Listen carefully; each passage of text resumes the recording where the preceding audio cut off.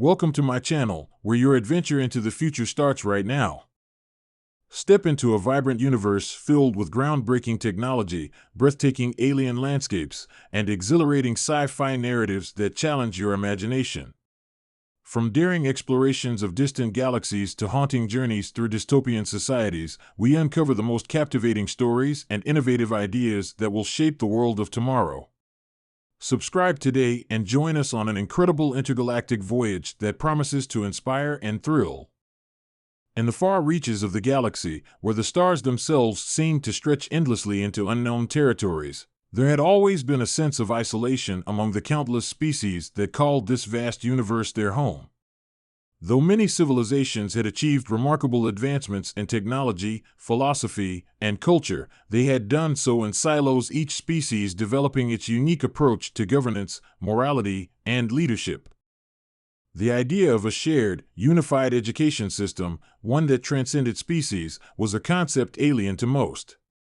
It was a dream that had never been realized, for how could such diverse beings who communicated in different ways, who experienced time differently, and who thought in forms that were often beyond human comprehension ever come together under a single educational banner?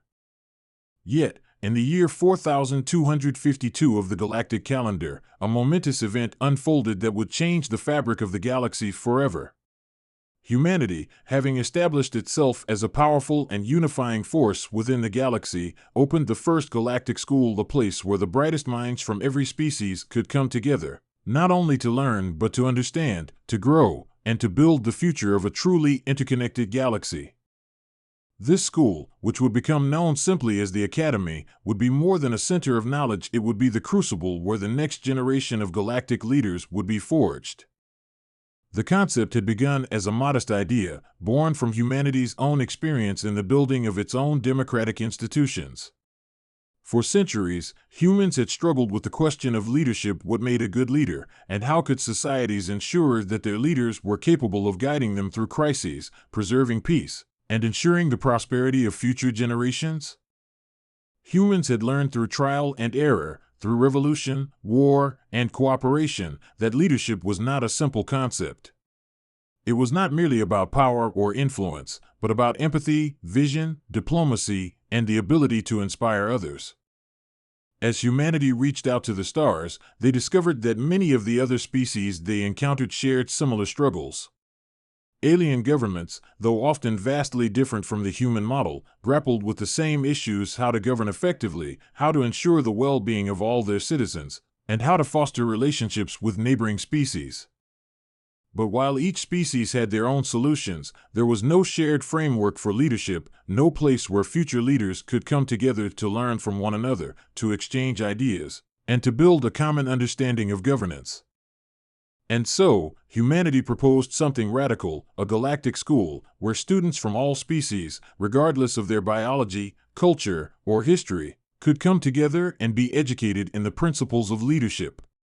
The idea was simple in its conception but revolutionary in its scope. The Academy would not only teach students the technicalities of governance, how to manage resources, negotiate treaties, or craft laws, but would also delve into the deeper questions of what it meant to lead.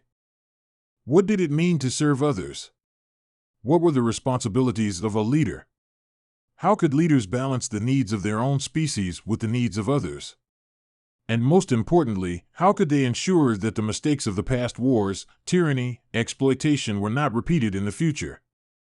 The first step was to create a curriculum that could be universally understood, a curriculum that was flexible enough to accommodate the unique ways that different species thought and communicated. At first, this seemed an impossible task.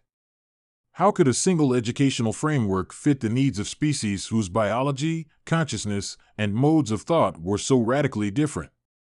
The solution, however, came when humanity leveraged its own experience with communication. Just as humans had developed the universal translator to bridge the gap between different languages, they created a new system, a system that combined linguistic translation with an understanding of cultural context. The Academy's curriculum would be dynamic, fluid, and tailored to the individual needs of each student, yet based on universal principles of governance, ethics, and leadership. The students who first enrolled in the Academy were a testament to the diversity of the galaxy. There were Erythians, with their semi-amphibious bodies and long lifespans, who saw time through a lens far different from humans. There were the Monterii, an insectoid species with a hive mind, who had little concept of individuality but excelled in cooperative strategies. There were the Othalri, a race of beings whose mental processes were based on intricate webs of energy and patterns of thought rather than language. And there were humans who had learned, through centuries of struggle, that leadership was not about dominance, but about service. Despite their differences, these species shared a common goal: to learn how to lead, how to govern, and how to create a future where all species could live together in harmony. The Academy became a place where, for the first time in galactic history, these beings could learn from one another, exchange ideas, and build a common vision for the future. The first class was a remarkable event. It took place in a massive structure built on a neutral planet, one that was chosen specifically for its symbolic neutrality, a place that belonged to no one species, but to all. The building itself was a marvel of engineering, combining the best technologies from across the galaxy.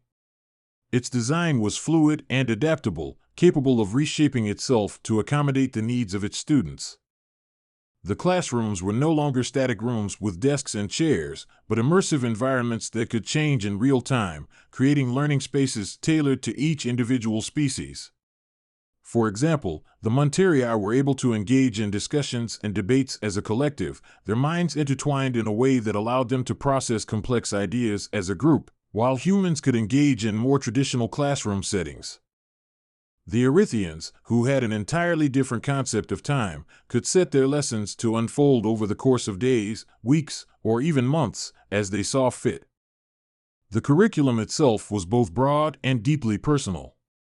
It covered a wide range of topics from ethics and governance, to the complexities of interspecies diplomacy, to environmental stewardship, to the psychological challenges of leadership.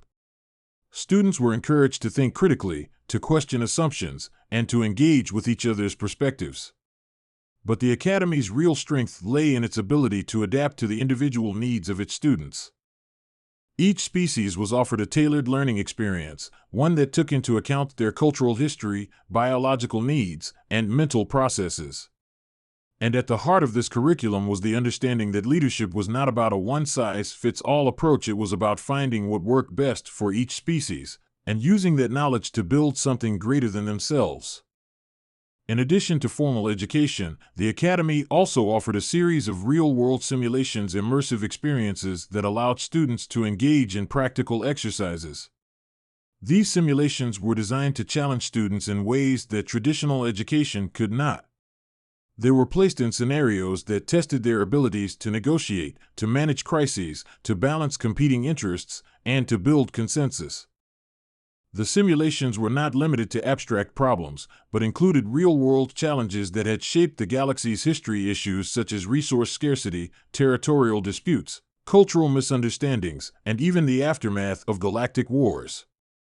In these simulations, students could see firsthand the consequences of their decisions and learn to think on their feet, adapting their strategies to changing circumstances. Perhaps one of the most profound aspects of the Academy was its focus on empathy. While technical skills were certainly important, the Academy placed just as much emphasis on understanding others, on learning to see the world through the eyes of those with different experiences, histories, and cultures. It was in this area that humanity's own experience was particularly valuable. Having lived through centuries of war, colonization, and social upheaval, humans understood the importance of reconciliation, of healing wounds, and of learning to live together in peace. It was this spirit of empathy that the Academy sought to cultivate in its students. To be a leader was not just to be smart or strategic, it was to understand the fears, hopes, and dreams of those you led. As the years passed, the impact of the Academy began to be felt throughout the galaxy. Graduates from the first classes went on to become ambassadors, diplomats, scientists, and even heads of state. They took the lessons they had learned at the Academy and applied them to the real world, forging alliances between species, brokering peace treaties, and solving the complex problems that had once seemed insurmountable. The Academy had not only educated future leaders, it had created a network of individuals who were committed to the idea of a united galaxy, where cooperation and mutual respect were the guiding principles. Over time, the Academy expanded, its influence reaching far beyond the original group of species. New species, eager to send their brightest minds to learn, arrived from every corner of the galaxy. The Academy became a beacon of hope, a symbol that, despite the vast differences between species, there was still a shared future, a future where knowledge, understanding, and empathy would guide the way forward. What began as a small idea and institution to educate future leaders had become a transformative force, not just for humanity, but for the entire galaxy. It was a testament to the power of education, and to the belief that, through shared knowledge and mutual respect, the galaxy could overcome its differences and build a better, more unified future. Humanity had created something truly remarkable, a place where leaders were not just made, but where they learned to lead with wisdom, compassion, and a deep understanding of the interconnectedness of all life.